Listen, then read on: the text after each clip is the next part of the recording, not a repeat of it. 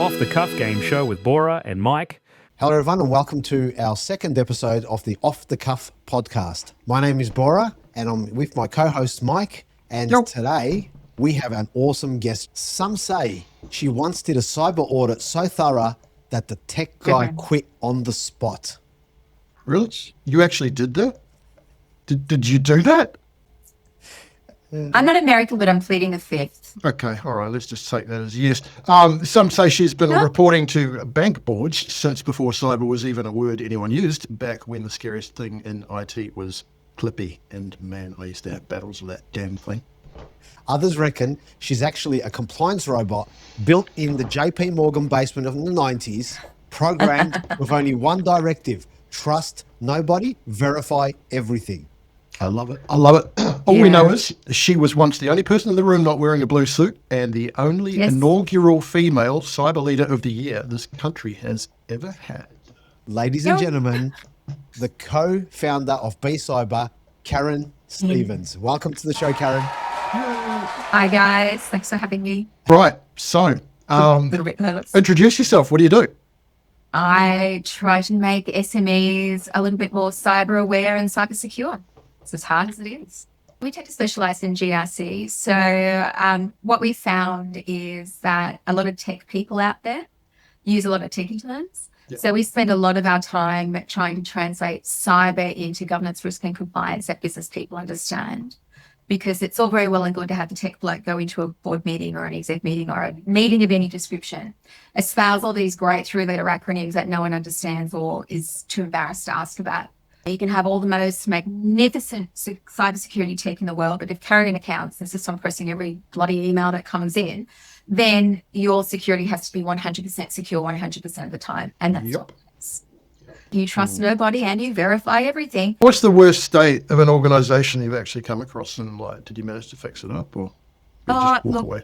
I don't think there's any worse state. I think what we find consistently is people don't know what they don't know. So they're unconsciously incompetent. They want to be better. They want to do the right thing, but they don't know how or where. And they've had all these techie terms thrown at them. You know, I cannot count how many times we've, pitched against whoever. And the prospective client said, the other people said that if we're essential age, we'll be fine. And it's like, okay, sweetie, couple of little things. Firstly, it's being phased out, but let's go beyond that, okay? Secondly, it's you don't become it. It's a maturity level, and you don't go straight to level 3. You've got to build like a Lego house, build the building blocks, go 0, 1, 2, 3.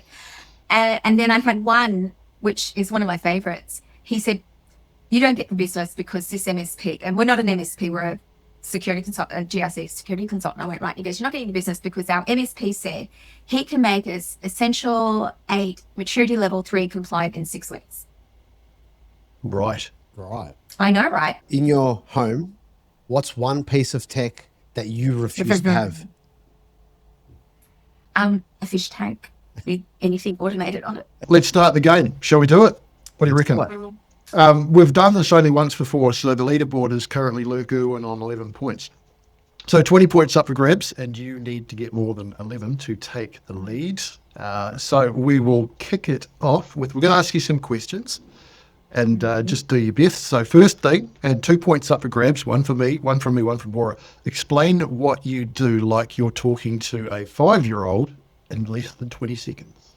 I help small and medium enterprises keep bad guys away. Love it. Tell us your best IT cyber joke. Password 123 is not a password. It's a cry for help.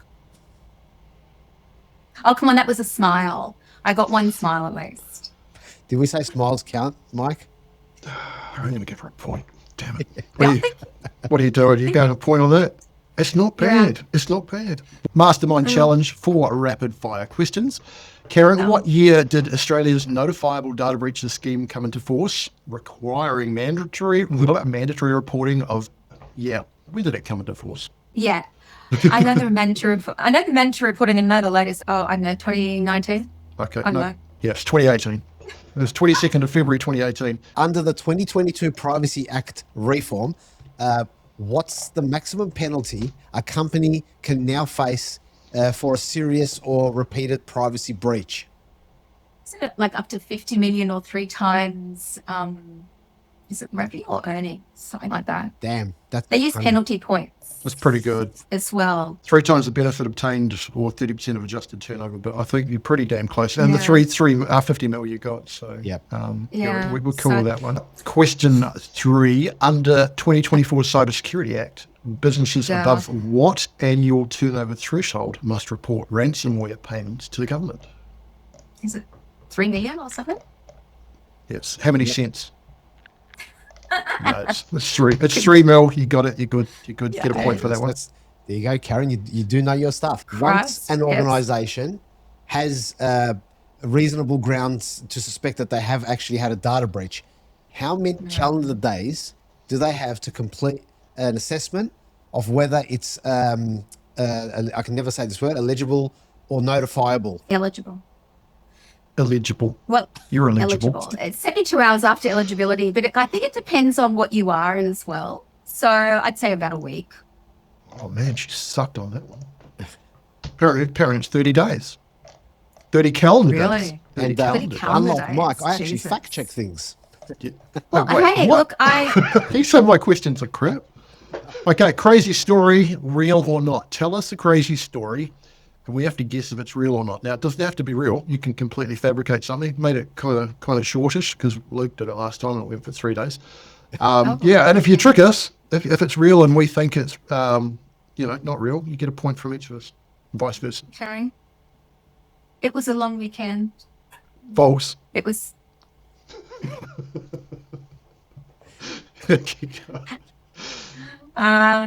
Is that your answer? Okay, all right. Probably. Continuing. I'll tell you what, I'm locking it's in all false good. now.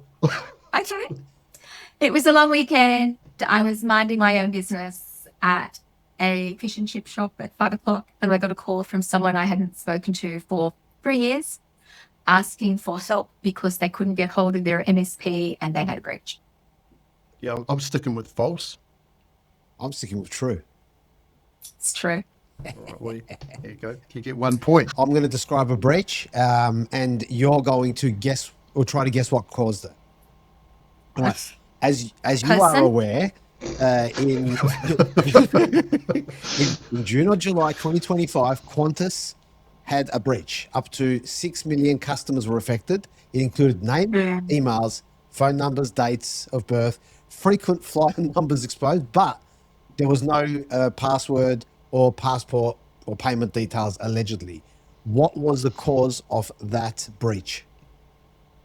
I would suggest a person not doing their job, so probably poor patching. I'm not familiar with this breach. Okay.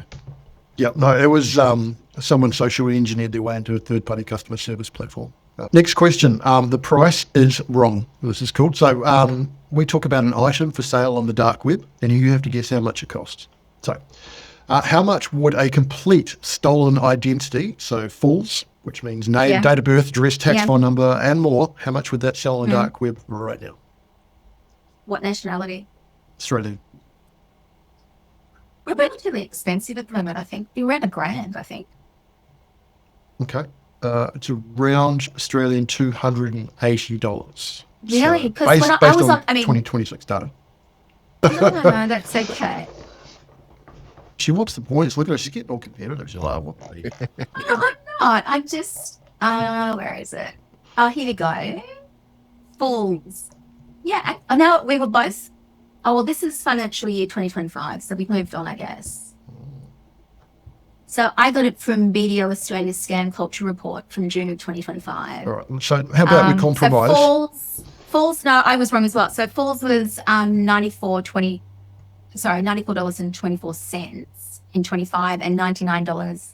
Oh, I got it mixed up with the passport. All right. Well, thank you heaps for wasting our time on that one. We really appreciate it. You still get 0 Sorry. points. You suck. All right. Sorry. Moving on. Have you got a pen and paper? Yeah. Okay. 20 seconds. We want you to draw tailgating. Ready, set, go.